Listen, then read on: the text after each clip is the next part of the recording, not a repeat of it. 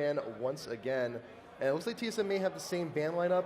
Cassiopeia switching it up, so you won't be seeing Reggie on that in mid. So we got the same bans. Same bans from TSM. We'll see what Curse uses their last ban on. Lee Sin, possibly the Urgot. You don't know? Probably not an Urgot. I mean, I could definitely see a Lee Sin or an Udyr. I'm kind of surprised by the Cassiopeia ban, to be honest, because Galio, definitely makes sense. He provides such great control. Cassiopeia is one of the strongest champions in the game.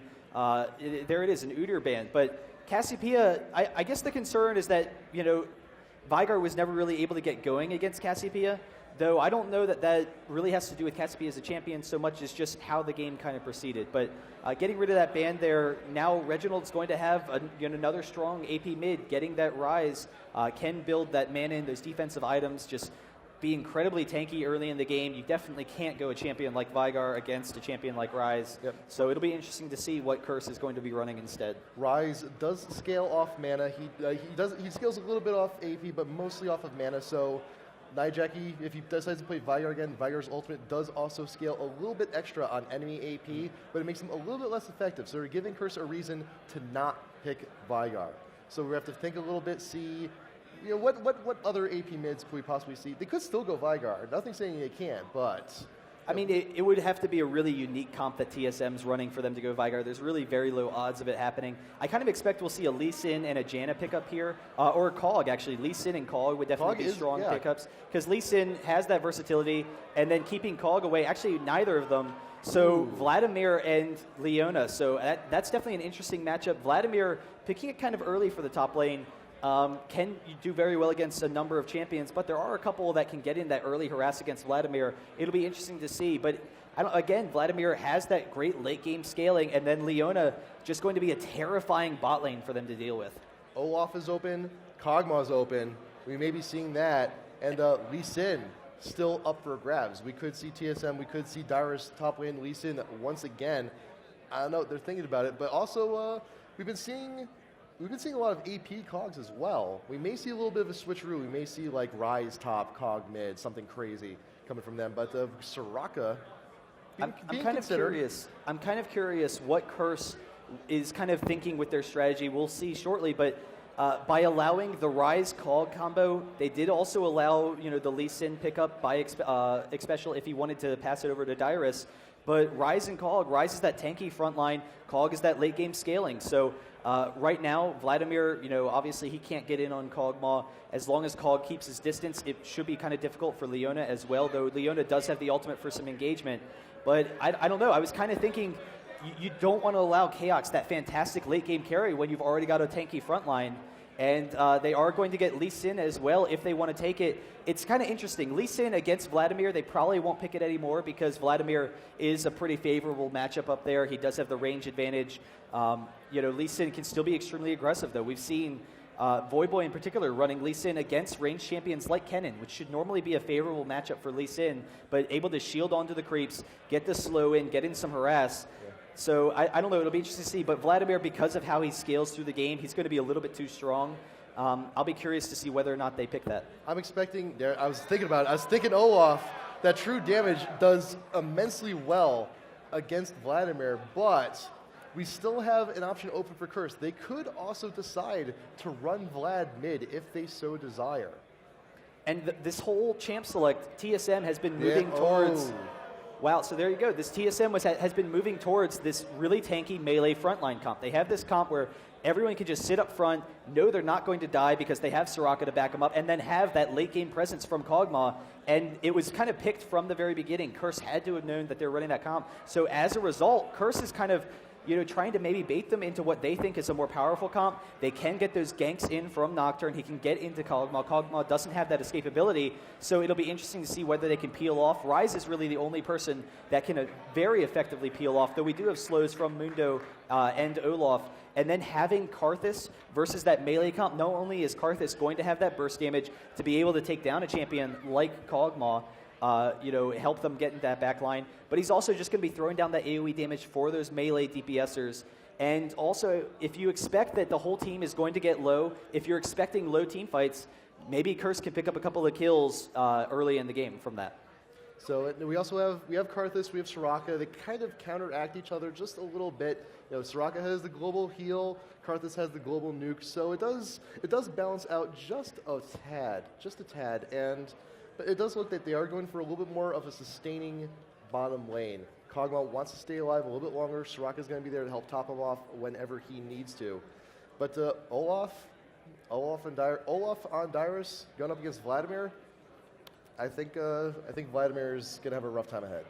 Yeah, it's definitely a pretty strong lane matchup. Olaf, like you said, with his true damage, can get a lot of burst. Vladimir does have a lot of inherent HP, so that kind of works well against true damage as opposed to champions, any number of champions that scale off of armor and magic resist. But I don't know. It'll be interesting to see as the game progresses. I would tend to think that Vladimir would have enough sustain in that lane, but Olaf just has so much damage. He's so tanky. A lot of times you'll see Vladimir get to the point where you expect Vladimir to win a lane just because he's got the Hex Tech. He's level 9. But at the same time, Olaf's just running at him right underneath the tower, just picking up kills under the tower. And Vlad's like, well, what the heck? What's going on here? So all that true damage. Just once you get to a certain point, it's the spammability as well. It's the spammability. Olaf just go ahead and keep spamming Vladimir down to beat out the sustain that he has. And about what level is it around? I can't quite remember. It's like level 8, like Olaf starts to get the advantage on Vladimir just a little bit more. Olaf's going to have the advantage from level 1. I mean, Vladimir is definitely a weak champion early. He has the range advantage over Olaf, but Olaf, if he can hit those undertows, can just run right up to Vlad, pick up that true damage burst, and then he's going to have enough sustain that he can shut down Vlad. The question is if Vlad can maybe pick up early farm, pick up an early advantage. What happens to the lane as it transitions and Vladimir gets that regen with the Hex Tech?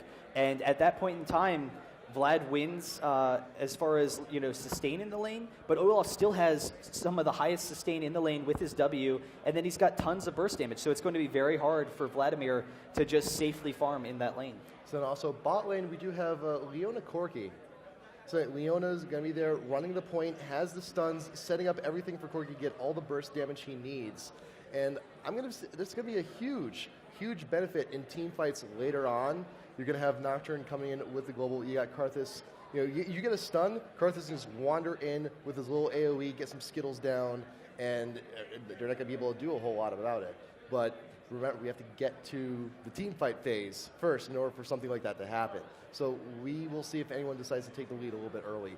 But we have remade the game, everyone's picked, so we should be getting in just a little bit.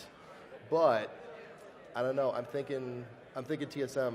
I think TSM might 2-0 this. I don't know. You're just trying to play to the crowd. You're trying to, everyone just be like, yeah, go TSM. And it works. But I admit it works. TSM is either TSM. Who doesn't love them? Just pay no mind to the man with the Bay Life bracelet here. Yeah, there we go. But we'll have to see. I mean, Corki Leona, that's such an aggressive bottom lane.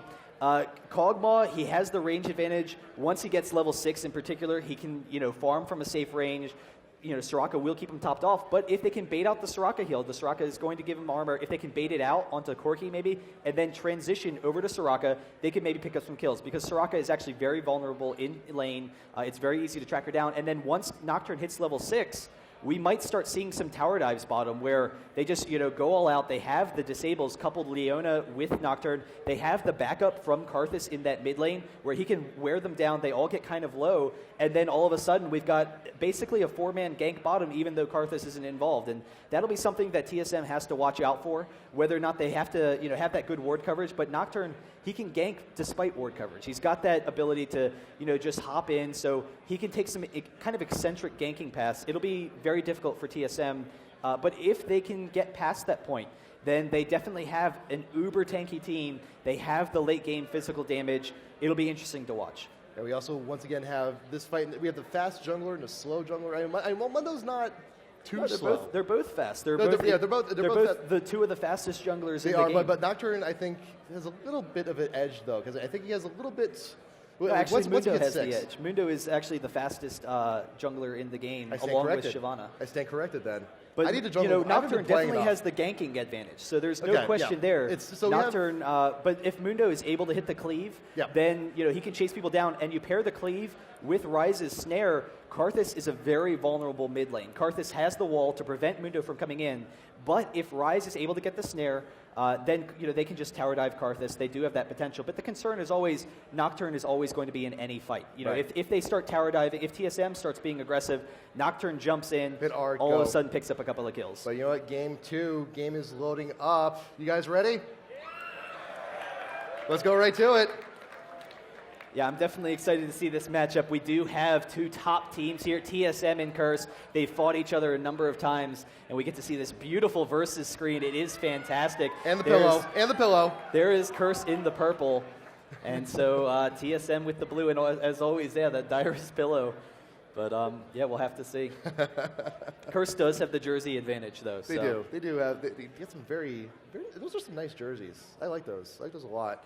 I've been kind of like digging around. I was like, I kind of want a Curse jersey. I kind of want a Dignitas hoodie. I kind of want like a little bit of something. I don't know. We'll see. I might have to buy a Dignitas hoodie on my own. Some of these. I don't know. We'll have to find out. But game is loading up. We should be ready in just a moment. But I don't know. Mundo Nocturne. It could go either way. Yeah, I mean, Mundo, he's a very fast champion, but he, isn't going with a Ghost. He isn't going with a Flash. He's going with an Exhaust. So the Exhaust is going to provide them a little bit more ganking potential, and then also a little bit more jungling potential. He can just be really aggressive against Nocturne, pick up those kills, and Nocturne really can't deal with it. So it'll be interesting to watch. But at the same time, if they are able to catch him with a Fear, catch him with a Slow from Karthus, they can just chase him down. So we got pings going down already from Curse into the river by Dragon. I think they may just try and decide to defend a potential invade. We don't want any snafus like we had last time. Yeah, neither team in particular has a spectacular level 1. Curse definitely has more sustained damage with those Karthus Qs. They can poke that out, but at the same time, we've got cleaves from Mundo. So really, both teams know they're not going to pick anyone off. They just want to kind of continue with their regular jungle. Just allow their carries to kind of get farmed. Nocturne wants to get this blue so he can jungle up to speed with Mundo. And it'll be interesting to watch. I'm kind of curious whether or not Karthus will try and push aggressively in this mid lane. Karthus has the range advantage over Ryze and actually can slow Ryze as well before Ryze can get in range to snare. So if Karthus decides to try and push Ryze into the tower, Ryze will have a little bit more difficulty, but at the same time, Ryze can farm extremely well once he gets a little bit of mana, spam those abilities. It'll probably just turn into a free farm lane until we start seeing the jungle presence. And so that's really key. I think bot is our aggression lane. And then once level 6, we'll probably see kind of a passive game until we hit level 6 with Nocturne. And it'll be interesting to see if Mundo is trying with any early counter jungling. I also want to take a quick note. I just want to take a look at elements for a second. Playing Leona with the best skin. I heard Solari jumping up in the crowd. He's just like, boom, take that, the best skin. So we got the CV going down around Curse's blue buff. They do have an idea where Crumbs is at the moment. Mundo going to go ahead and take the red buff in their own jungle. So he will be a little bit of a threat with that red very early on. So we may see level 2 gank. He's going to go ahead, wander right back over. Blue buff going to Reginald straight away, but he took quite a chunk though from that golem. Yeah, I mean, he is kind of low here, but he will be able to use those health pots to get back up in lane. It's really interesting starting to see these buffs being passed to the solo lanes. And actually, we see Dyrus chasing down Pobelter up top, going to get in some nice damage there. There's the little axe throw. But giving Reginald this blue buff, he can spam a little bit against Karthus. And Odd One coming in around to Crumbs. Red buff, he hasn't decided to finish yet, but Crumbs, whoever gets this he's in a bit of a precarious situation. Odd One decides to go in on Crumbs while he's still in the pit. He has to flash away. He's still exhausted and stealing the red buff out from under his nose. Yeah, and so that's going to be huge if he can set Crumbs behind, and that's really what Mundo brings to the table. He's one of the best duelists in the game and one of the fastest junglers, so he can just be really aggressive, go after that red. I wasn't sure if he was going to have time because he started off with the Wraiths down here, but was able to get in range, and the rest of the lanes doing pretty well for TSM, but that early jungle advantage is definitely huge, since Curse's aggression is primarily going to come from Nocturne hitting 6. So while we have a little bit of lull in the action, I've just been updated that CLG has won game 1 between themselves and Dignitas, so it's good for them. We're heading on into the next round very shortly, but we do have TSM and Curse right here at the moment. Odd One wandering down, going to be stealing some raids. And Cop and Elements are doing a pretty good job down bottom, shoving the lane. TSM they're playing, once again, defensive, a little bit on the bot lane. Yeah, and I just love this play from Odd One. Once again, stalling Nocturne from hitting that 6. Just, spending all that time in that top lane. And that's definitely going to work out for them. And then, Olaf, he started off down a little bit mana, trying to get that blue buff for Ryze. He burned a lot of his mana, so we saw some aggression against Vlad, and we saw he definitely had an advantage, but not nearly as much as if he was full mana. So now Olaf, knowing he's going to push, he's able to pick up that ward to protect himself against Nocturne, and he has that full mana, and actually getting a mana pot, so he's going to be able to just constantly spam against Pobelter and see if he can get some great harass off that way. Pobelter does have a little bit of an XP lead over Dyrus though, but we'll see how that translates as we go later on into the game. Dyrus definitely has the damage to take out Pobelter, or at least shove him back to tower if need be. But look at this, Crumbs once again wandering his own jungle, and Odd One is there stealing his stuff, and there's not a whole lot Crumbs can do about it. Yeah, and that's good ward coverage by Curse, recognizing that Moon is going to be coming in there.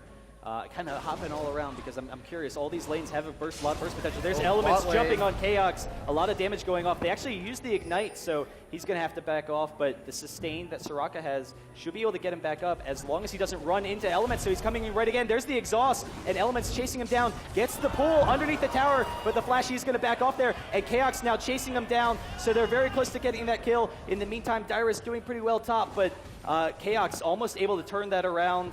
And then some, just aggression from TSM all through these lanes. Reginald pushing right up onto Karthus, spamming underneath the tower. So health pots being chugged by Cop and Elements, trying to stay in lane just a little while longer.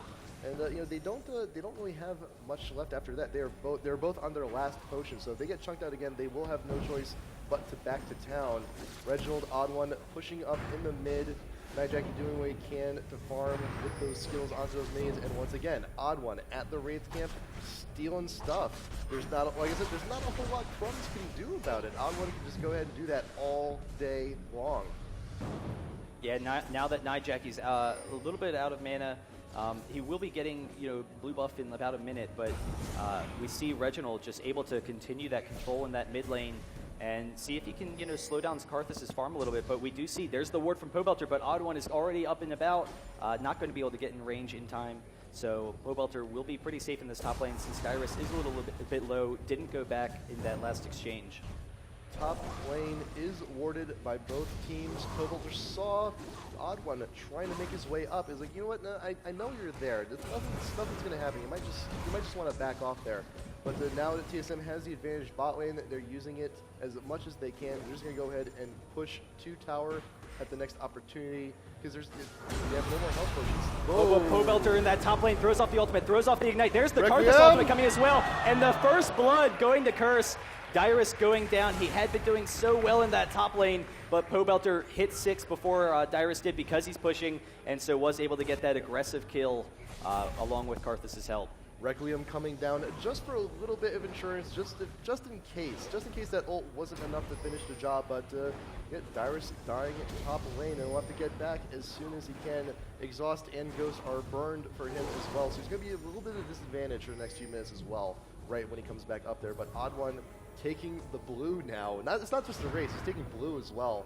This is counter jungling so yeah, and that's huge. Keeping that blue off of Karthus. Karthus has to spam. Generally, his mana okay. Nijaki's definitely going to want to get a couple of mana items. Is working on that Catalyst because he knows that TSM is going to be extremely aggressive, not allow that blue. And then Ryze going to be able to take this. We saw Dyrus checking for a second to make sure that Curse wasn't hopping down there to steal their blue in retaliation. But Ryze, again, is just going to be able to continue that advantage. And now Ryze has that spam ability where Karthus needs to watch out. There's definitely the potential for the kill there. Karthus working, I believe, towards the Catalyst. We might see a Rod of Ages coming from him later. Tyr being bought by Ryze, very mana-dependent champion that's going to help boost his abilities as well. Looks like Crumbs will finally get a buff of his own, getting red buff for him there, yes. And then Chaos Special once again being pushed to tower. Now that Cop and Elements have had a little bit of a time to go ahead, back, and buy. But here's the concern. Olaf definitely has that burst damage. You know, there is always that threat that he can just chase down, you know, Vladimir, pick up the kill with that spam ability, with those axes. But Vladimir is definitely at a little bit of sustain advantage at this point because he was able to get that early kill. So that kind of a matchup, whether or not Vlad can sustain against Olaf, getting that ranged harass versus Olaf's just, you know, kill potential is always going to be interesting because Vladimir started off with that early advantage, able to pick up the kill there. It might, you know, push the lane in his favor. Belter, Dyrus still going at it, and looks like Reginald's being a little bit aggressive on Nightjacky, just getting those Qs in whenever he can. Just show him who's boss, get a little bit of damage on him, and Reginald does have blue buff while Nightjacky does not. So he's going to be a little bit more sustaining in the mid, and the minion wave will be pushing to him, so he'll just have to go ahead and farm at power as well. Nightjacky will decide to go and back. Yeah, he's got enough for his catalyst, I believe, and a little bit of something, but he's actually going to get the blasting wand first, just for a little bit extra AP, a little bit extra damage to bring back with him in the mid. Now, I'm kind of surprised that we didn't see Nocturne coming down bottom for a second here because it was kind of that sweet spot, Elements hitting level 6. You know, Soraka, especially, he wasn't level 6 yet, and so they almost could have had that tower dive gank that we were talking about, just a really aggressive gank down there. Odd One, once again, just not letting up, just completely unrelenting pressure on Nocturne. But now, you know, Special level 6, they can avoid some of that burst potential, and then Cog should be able to farm with the range that he has. So it'll primarily turn into a free farm lane, but we are seeing Nocturne coming down here. He is going to be in range, you know, sees the pink ward, dropping it down for Dragon, and knows that there's no vision there. So actually no vision for TSM, so we'll see whether or not they dive this. That's always the threat when you have the Leona Nocturne combo. Crumbs has the ability to sneak down around into the bush, but he's just going to go ahead, decide to get the rest of his team, and I think Curse is going to go ahead here, engage on this Dragon, see if they can get the first one of the game. And right now, it seems that TSM is really none the wiser. Yeah, I mean, they had the pink ward. They don't have great ward coverage from TSM. They have a strong Dragon team. If Karthus comes down, he's actually just going to sit mid and, you know, keep Reggie at bay, but a quick Dragon for Curse, and so now they've got a little over 1,000 gold advantage, and Odd One, once again, stealing all those wraiths. All your wraiths are belong to me, just not allowing, you know, Nocturne to get in there. But, yeah, so, you know, definitely some fantastic counterplay there. I wish I came up with that one, damn. Damn. Anyway, Belter, Dyrus, once again, is so Dyrus, we got a little bit of something. We got 2 null magic mantles on him to help mitigate some of the damage Belter is dishing out. We also got the Bam Scepter, but Nocturne coming in onto Chaos. He's stuck in a Tribush. Requiem coming down as well. We got the stun. We got everything going down. He's got nowhere to go. Wow, and so there you saw, even with the flash in, even though Elements was just barely out of range to get the pull, they just have so much burst potential. Soraka can't account for it. Kog'Maw doesn't have that great survivability that, you know, a champion like Corki or Ezreal would. And so they're able to just combo their stuns, get that damage out there. And Dyrus and Pobelter just exchanging here. Pobelter might actually chase Dyrus down. There's the ultimate and the ignite. So he's chasing. We have the exhaust going off on the Dyrus, but he's very close to going down, just barely surviving in that top lane. Karthus' ultimate just down from a second ago, able to pick up that kill bottom, but Pobelter really, you know, wielding his might in that top lane. I was about to say Karthus ult was like, oh no, wait, no, he used it. Oh, right, yeah. So, but pretty good game so far for Curse, even though, you know, we do have a very aggressive team from TSM. And Curse, they definitely have, with the dual AP, they have great late game scaling. The concern is that all these tanky champs are generally a pretty strong counter to AP. If you can survive through the burst damage, then, you know, you do pretty well. AD, physical damage, that's generally what you want to run against, you know, really tanky champs like Mundo, like Ryze. So that'll be an interesting dynamic as the game progresses. So 12 minutes in, we got about 2K gold lead in favor of Curse. Nightjacky being pushed to tower, but right now it looks like bottom lane is also equalized just a little bit in the push, but it looks like TSM will go ahead, clear the wave, push them to tower as well. Blue buff being passed on to Nightjacky. He will take that back with him to the mid. But it looks like Odd One and Reginald are being a little bit aggressive. I think they're trying to go in to steal the blue as well, but they decide, you know what, we'll back off. We can just push tower instead because Karthus isn't here. So it gets free damage on that tower, and then they'll back off once that wave's gone. Yeah, I mean, it's definitely nice to be able to get that early advantage until Cog really gets farmed. they don't have the best early game presence pushing towers, so anything that you can take gives them some great map control. And then as the game progresses, once Cog gets farmed, they can definitely just use that range damage from Cog, slowly wear down the towers. And we got the slow cap. This is the golf clap. We have the Masters going on currently, so just a little bit of a oh, that was some fantastic play by TSM there. Good tower, yes. Good tower indeed. But once again, Pobelter just has so much sustained damage for Dyrus to deal with right now, and actually able to just burst him down, push him out of lane. So it'll be interesting to see how Dyrus gets in this game. Dyrus, Olaf is definitely a fantastic late game champion, but once Pobelter was able to get that early advantage, able to get that Hex Tech, just completely taking control of that lane. Pings going down from Curse. They know there's a ward in the bush bot lane. Nijeki returns to mid with the blue buff, trying to equalize the creep. So right now, 112. Oh, but actually Element's jumping in on Kog'Maw, and Nocturne coming down as well. So the quick burst is going down, and they are able to get that kill. Soraka is safe under that bottom lane, but quick engagements. And Crumb's maybe behind when it comes to all of his jungle camps, Mundo being in there and taking all of them. But when it comes to kills, assists, Mundo, Ottawa not really being the biggest team player, triple zeros. But Crumb's 101, he's made up for a little bit of what he's lost. So if they keep getting caught, if Nocturne's still getting kills, the counter jungling all of a sudden comes for naught, really. Yeah, and the concern is going to be, Mundo's done his job, basically. They haven't been able to take that early game advantage that Curse has done. We see, taking down that bottom tower, they've been able to get the dragons. Ooh. So, an early advantage, but actually Reginald, and they're baiting in Pobelter coming in on Dyrus once again, but he's going to drop really quickly. Dyrus just not taking enough damage, and there's the bait, so there's the kill. TSM knowing that Pobelter is like, Pobelter's sitting up top. He's like, yeah, I'm a man here. I got this lane. So Reginald and Dyrus just baiting him in perfectly. Yep. It's like, nah, there's no way Ryze is in that bush. There's not. Oh, damn. Crap. Oh well. But we got Olaf now buying himself a Hex Drinker. We've seen Hex Drinkers save some butts earlier on today, and Maw, I think, fantastic item to build up to as well. This is definitely the team to build it against. We have a lot of magic damage coming in from Karthus, from Vlad. It's definitely going to be a useful item once we build that later on.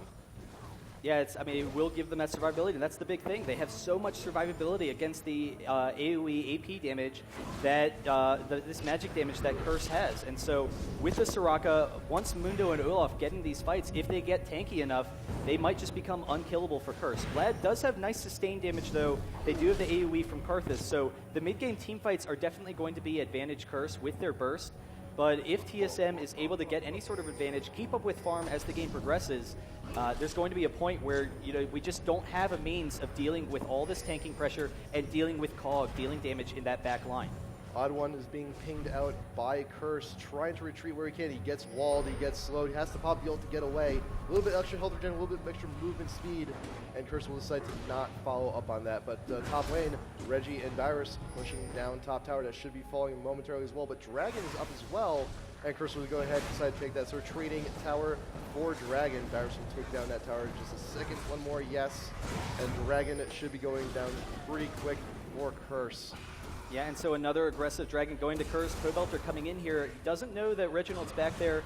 Isn't going to chase Dyrus again, so, learning his lesson from last time. But we have Elements coming in, maybe going to engage on Odd One. Nope. Odd One a little bit too tanky. It'd be kind of a tough fight for them. So just going to back off, let Corki farm bottom, and we'll see whether or not we have this fight kind up of top. in a tricky spot right here. Gets caught out by the Axe. True damage, forcing the pool. Let's go in. Reginald flashes in with the stun. Will he be able to get it? No, and Crumbs comes in. The Q finishes the job, but Crumbs is still in pursuit. We got the Requiem coming in. Will Reginald live? Yes, he will, but Crumbs is still around. Elements now comes in. Will he be able to finish Reginald? I'm not sure he will. Yes, the burst does get him in the bush, and now Dyrus has to get away real quick. They will not decide to follow up on that, but 1-for-1, Crumbs barely getting away from that. Yeah, and so really fantastic play by Reginald, almost able to pick up that second kill. I felt like, Dyrus could have been a little bit more up front, run in there. The issue is he didn't want to be kited under the tower, take that tower damage, maybe turn around. He was pretty low, but almost picking up Nocturne, just barely not able to do it. So an even exchange there. Ryze has bought himself a Banshee's Veil, so you know what? We're going to see if we can't I don't want that to happen again. I want that spell shield. I want to be protected just a little bit more. He's going to get some extra mana from that too, which means extra damage for him, so that's going to be nice. But right now, we still also have, Curse still has a good solid, 2.5K in gold. That's pretty good. It's interesting though, because TSM, they've been growing together as a team so much. They have great coordination, but one of their weaknesses has always been communication, and they talk about that. And you saw that last fight. There was kind of a miscommunication between Dyrus and Reginald. Didn't recognize, hey, Reginald's got his flash up. Reginald is going to be jumping in for the kill. So we saw Dyrus turn around while Reginald went in. Whereas, if they had both gone in together, a little more aware, they're able to pick up that kill. But Dyrus is a little bit cut here. off. He should be able to get out, Running back and forth, doesn't know where to go, but Pobelter there just to get a few little bits of damage there while he runs away. Now Elements sweeping Baron area for wards, just making sure it's clean, and it is. So we may have something happen around Baron very soon for Curse, actually. Wow, and now with this tanky front line, Mundo knows he doesn't really need to be as aggressive of an anti-carry as the game progresses, so getting that red buff onto Kog'Maw, that does give them fantastic range damage, the ability to chase people down, and that's one of the things they're kind of lacking is hard CC, so they really need to just combo their slows, all of them with their slows. They have the CC from Reginald, but that slow will allow Kog to kite a little bit more. We'll see some fantastic play from Chaos probably coming into this mid portion of the game. Curse now pushing down mid tower with as much as they can. Pobelter doing some damage to top tower as well, while Dyrus just kind of run around the one axe, taking out the entire minion wave. Nice timing, nice aim on that. Getting huge tower shots onto Vladimir. But we have all these wards up by Baron. I think Curse may actually be trying to force this. Yeah, I think they're going after the blue, trying to see if they can keep it off of Reginald. It isn't that big of a deal right now. Maybe even keep it off Kog'Maw. I don't know if they're going to give it to Reginald or Kog'Maw, but they are able to pick it up just barely. It's actually resetting, so we actually had the steal, or we got the yes, steal. We did have the smite steal from actually Nijaki with the Q steal. So he was able to pick that up. That's definitely going to help him out through this mid portion of the game. I was a little bit surprised by that, but now, we do have Curse jumping in here. Oh, wow, the ultimate almost going up. Nocturne coming in. Crumbs is going in on Reginald here, and he will be able to take him down. Nijaki's in the back, taking quite a bit of damage. Odd one up front. He's got the fire. He's going to be able to finish the job just a little bit, and now Elements trying to get away. He is cleavered. He is slowed, but Crumbs also trying to get away. Flashes over the wall just in time. Dyrus will not be able to connect with that, but 1 for 1 once again. Yeah, so, definitely... I don't know, kind of a misstep. Curse wasn't able to get all of their, effects out. They wanted to get that kill. If they had waited for the Nocturne ult first, maybe they could have gotten a little bit easier engaged from Leona. If they had hit that Leona ultimate, then very quickly they're winning that fight. And we'll see where they go from there, because they have a lot of Baron presence. And if they can win any sort of engage early, Vladimir coupled with Karthus is actually going to be an extremely fast Baron team. So, we'll see whether or not that factors into things. If Curse can just pick up a kill, there's always that potential. But then TSM has the same exact threat. We have, the damage that Kog'Maw has, that Chaos has, and actually Chaos going with the Phantom Dancer and pure Doran's build. I just realized that. So he actually doesn't have a lot of damage, but has great mobility, and he has the inherent damage that Kog'Maw has, just one of the highest damage champions in the game. So not needing to build those fast items, just knows he needs to keep his distance from the enemy team. So Vladimir will soon be buying that death cap. How much gold we got? We also get about 1,000 gold. You should be buying that. Olaf, we just got the Maw, so we're going to have a pretty big spell shield on him. A little bit extra damage as well. Elements, once again, with that Oracles, clearing for wards wherever we can. Good job on him, and KX alone in the bot trying to defend the push. But Odd One also has Oracles for himself as well. But we did have all these wards that were actually around they're on the Baron. hunt bot, not able to get in range. Yeah. As I was saying, Odd One does have the Oracles. They did realize, they did see a lot of wards going down around their blue area. They want to get that clear. They want to make sure that they're eliminating as much vision from Curse as they can. Ward going down from Pobelter into the Baron pit, but Odd One is there to clean it up, but not without taking a free hit or two. Yeah, but I mean, with his passive, not really a concern. He's just going to regen fine, and so that having that map control will, definitely help them out a lot. We do see pretty good ward coverage for TSM if they can clear out a couple more of the cursed wards, particularly around the Baron area, because they know that's where the fights, are going to be happening at this point in the game. Both teams have a strong Baron presence. We do have the threat of a dragon as well, but that would probably lead to the other team going for it. And there's actually a wall, so they are going to be able to zone them off for this tower mid. Mundo coming in from the river, but Curse able to just safely get out of there. Odd One, he's coming around, but he decides to clear the ward instead of getting the engage. But Dragon is up. We could be seeing a next battle for objective momentarily. Blue buff being taken by Curse, their own blue buff. Hopefully it doesn't get stolen from here. No, it will not be. But like I said, Dragon is up. We may be seeing that fight momentarily. We got the ward down from Odd One, making sure clearing the ward in the bush. Curse is in position. They want to take out that ward as well. Odd One is out in front of the wall, he's taking the brunt. Dyrus getting chugged out by the missiles. Oh, Odd One's going all in. The initiation goes straight for Nijaki. Nocturne comes in with the ult, but Nijaki's in the thick of it. Chaos, will he be able to follow it? But Nijaki goes down first. We got Kog'Maw going down as well, but here comes Requiem. How many people will be able to clean up? Manages to get the kill. All going down. Leona going down. Pobelter very close. Odd One, how are you still alive? There we go. Cop Crumbs now pursuing Xpecial. Very low. 150 health. Can we get the missile? We got the heal. Can we finish him off? Valkyrie, can we get something? Flashing away. Cop in pursuit. Crumbs, can he finish it off? Very low. 100 health. No! He ran out of missiles. No, he's got 3 left. Oh no, he did run out of missiles. It's the first number. So running out of missiles, Cop, the fight just lasted too long, wasn't able to pick up the kill. Yeah. But that's kind of what you saw. TSM, they don't have a very strong engaging team. They don't have a great means of forcing a fight, and so they need to pressure these objectives. They can't allow Curse to just take them. But Curse, they, all of the means of engaging and disengaging are really on Curse's side. So Curse able to decide when they want to go in on a fight. We saw Reginald chasing Cop off to the side here, but Cop was able to use the wall to his advantage and just juke Reginald out. So now Reginald split from the team for a second. Cop was able to live, and Curse able to win that fight, and then Nocturne coming down for this Dragon. Hey, that was a fantastic team fight for Curse. They couldn't get that Soraka kill. They got their pie, but they didn't quite get the ice cream. But you know what? 4 kills plus Dragon is pretty good. But right now, Baron, TSM just going straight for it. It is warded. They'll take out that ward. But Curse is around. They do know we may have another big fight coming very soon. Elements and Top coming around. Nocturnal is down. A lot of the ults are down, but Elements out in front. Pobelter coming in from behind, and Elements and Reginald together fighting it out. Pobelter now in front. TSM, they're trying to get all the damage again, focusing down. Pobelter, you will take him down. And Nijaki is next to fall. TSM taking that one. It's like, hey, you know what? We can win team fights too. And the key there is they had the ward down, coverage down here. They knew that Nocturne, as he walked past that ward, he hadn't recalled. He went down for the Dragon, so he had no mana, no health. So they knew it was a 4v5 situation, and they knew if they pressure Baron, because they don't have a good means of initiation, they can force Curse to come over there, bait out the 4v5, and then very quickly use that tankiness to their advantage, knowing Curse just doesn't have enough damage to follow up on it. So really effective play there by TSM. Fantastic use of the map, and using that Baron to force that fight and take that advantage back. Yeah, so right now, as we hit the midpoint of the game, it really becomes a lot about objectives. You have your Dragon, you have your Baron, you have the towers. At this point, it's just now both teams grouping up full 5, trying to see what they can make happen at these certain points. But now, Curse coming in with the pink ward in front of Baron.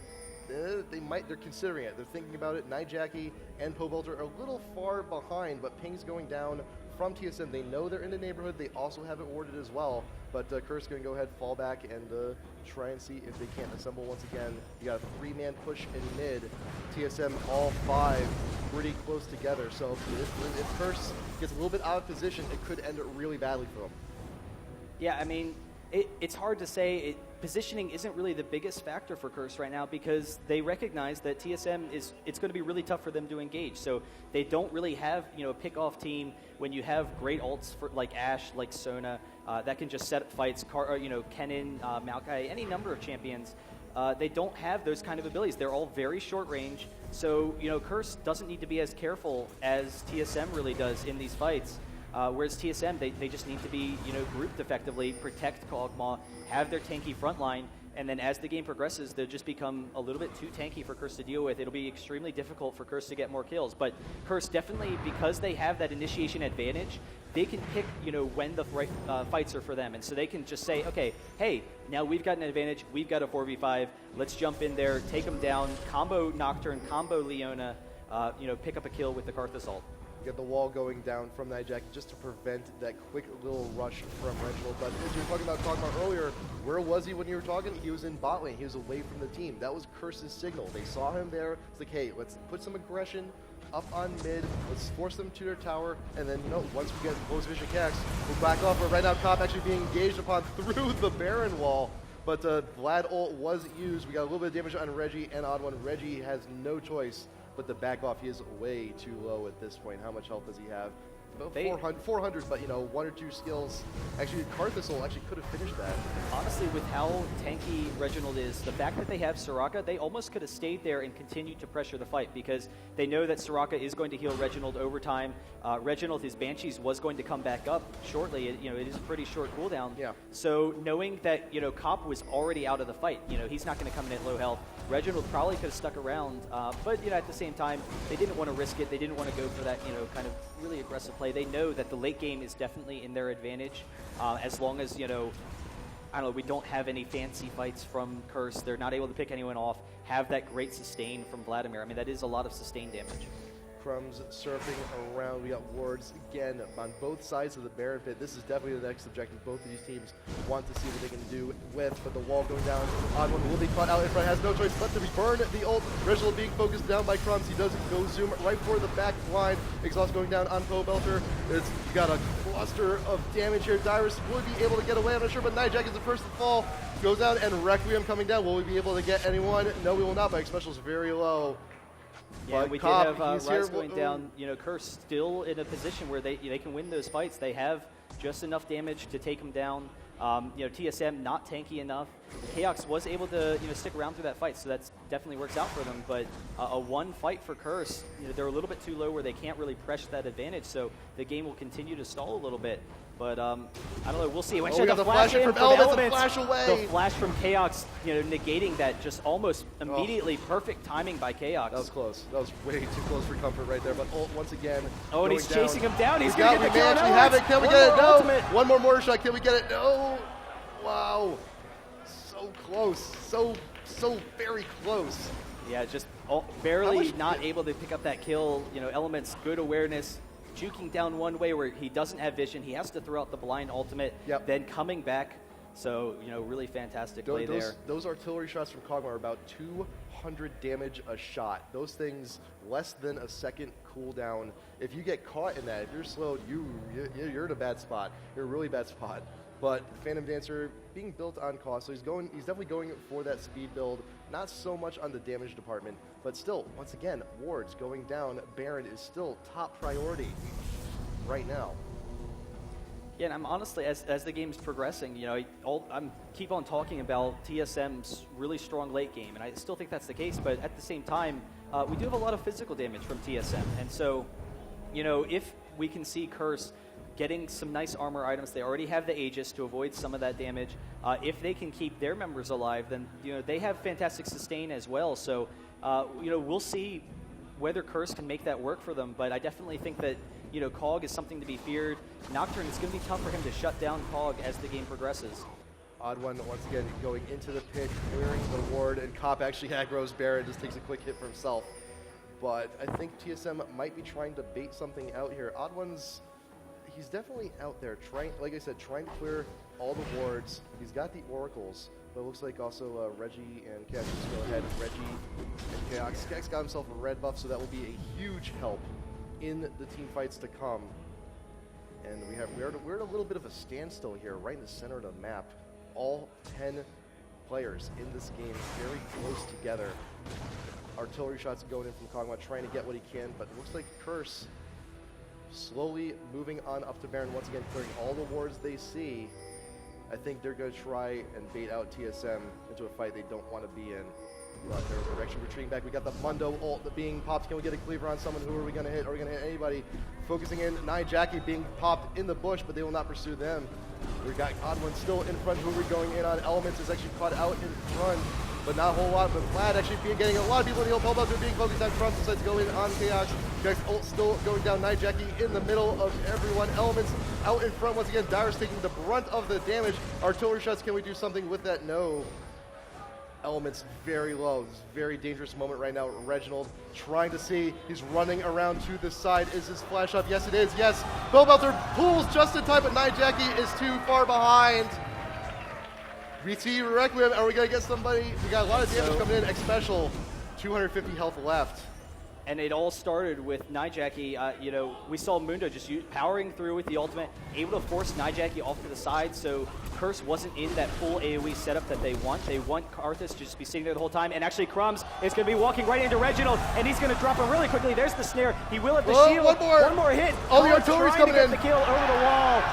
And there's a kill for TSM to go along with their Baron. They're able to keep it, and now with the Baron regen, it is going to be extremely difficult for Curse to deal with this team. We'll see, whether or not they can organize the fights that they want, but it's going to be hard. TSM moving down towards Dragon, definitely in a huge lead right now, even though Curse still has that gold advantage. Nocturne wandering over, and you know what? Just ended up riding the lightning all the way back to spawn, but we have Baron buff now on TSM, taking Dragon, taking, once again, all the objectives they need. But can they do anything with the Baron buff? That's what we need to see. We see all these team fights going very well, just very big tug of war between both teams. They have an opportunity now to blast out in the lead immensely, but they only have a limited amount of time to do it. The Baron buff already 25% finished. Yeah, and I mean, they have plenty of time, though, to push. They do have a very strong pushing team. Kog'Maw has such great range that, he can just sit up there at the tower and slowly wear the tower down. And then if Curse tries to engage on TSM, that's kind of what TSM wants. As long as they can keep KX alive, keep him in that back row, then, they can have the engage on all these tanky frontline champions. Because, hey, if TSM can force a fight like that, that's to their benefit. So we will see TSM pushing down this mid lane. Karthus can clear creep waves, Corki can clear creep waves, so they can, try and keep the wave from hitting the tower, which will help them stall a little bit. But I don't know, we'll have to see whether or not they can stall enough, or whether or not, TSM can just power through it. So we see a lot of members of TSM are also getting pretty sufficiently tanky, and we see Dyrus working towards the Atlas, throwing up the Frozen Mallet. Odd one out in front, actually got engaged on Crumbs, going in right on the Chaos. Chaos will melt immediately. Odd one now has no choice but to run. True Dare is going to be doing a little bit. Elements caught out in back. Odd one should be able to press him down, but we also got Reginald trying to run away, but he will not. And Odd one's still out there in front, but Curse, they've got their two for one, pretty good for them. They've got two members of TSM now. Baron buff gone. And even with that Baron, I mean, Curse, TSM just should be too tanky as a team, but they're able to pick off members of, or Curse is able to pick off members of TSM. You saw them getting into Kog'Maw, and that's the big thing. If Curse can take down Kog'Maw, then the fight's theirs. There's just not enough damage output from TSM, but we'll have to see. Nocturne with a really aggressive ultimate, just really going for it, and then as a team able to pick up the kill without Nijacki even ulting. They didn't even need to use the ult to get that. So, we'll see these next fights. That Baron buff loss is definitely huge for TSM, though. Yeah, the two of the biggest damage dealers on the team without the buff. It's going to hurt their damage output quite a bit. I mean, granted, we still have the true damage on Dyrus. We still got a little something for Mundo being in the middle of all these fights, but still not as much as they need in order to take the lead that they need to finish this game out. And so we are seeing TSM Dyrus making his way down bottom. Everyone just kind of wants to stall out now, farm up, let the game pressure a little bit longer. They, I think we're kind of surprised that they lost that last fight. They were kind of taken aback a little bit. So, they're comfortable with just sitting back some, continuing to farm, get Chaos, all of his final items, get everyone all of their tanking items. But Curse is actually just pushing down this mid lane, being extremely aggressive. So, I don't know. We'll have to see how this goes. Reginald very close. He does have his flash. I thought he almost might go in for Nijacki there. Try and pick him off because there was definitely that potential. And Odd one actually chasing him down now. He used his ultimate. He is going to get the cleave off. Actually missing the cleave. There is Reginald coming up. And Vladimir and Nijacki going down extremely quickly. Bowbelter dying and TSM able to take that fight massively. Curse not in the best position there, completely out of position. Odd One going to take this mid tower as Chaos is dealing the damage, and now this is huge. This is probably going to be an inhibitor for TSM. It's an inhibitor, and it could even potentially be game if TSM plays their cards right. We have a full 40 seconds before Pobelter and Nijeki rejoin the fight. The tower is already gone. The inhibitor could go down in just a few moments. They might be able to just flat out tank those towers and finish off this game. Dyrus, Odd One in front. All the damage they need to tank is right there. And Chaos and Reginald on the back line dealing damage to Comp going down. Immediately melted. Crumbs and Elements trying to keep them from going after the next towers. Elements does fall. Crumbs has no choice but to retreat. All 5 members of TSM GG. going for the tower. TSM gets it. TSM taking the tower. Curse. Going for the Nexus, and TSM will go ahead and take the series 2-0. GG! And I love the crowd noise. TSM congratulating them for their legendary teamwork, able to take the series 2-0. So, you know, Dyrus sitting there he's got waving the himself off. He's got the vapors. He's tired, you know. They're all tired from, you know, such an epic game. That's why you guys can't see it at home, but we have this, you know, really cool smoke machine here. And just in the middle of the game, it starts, like Dreamland, you know, here. puffing out just clouds in front of us because it recognized how epic the game was.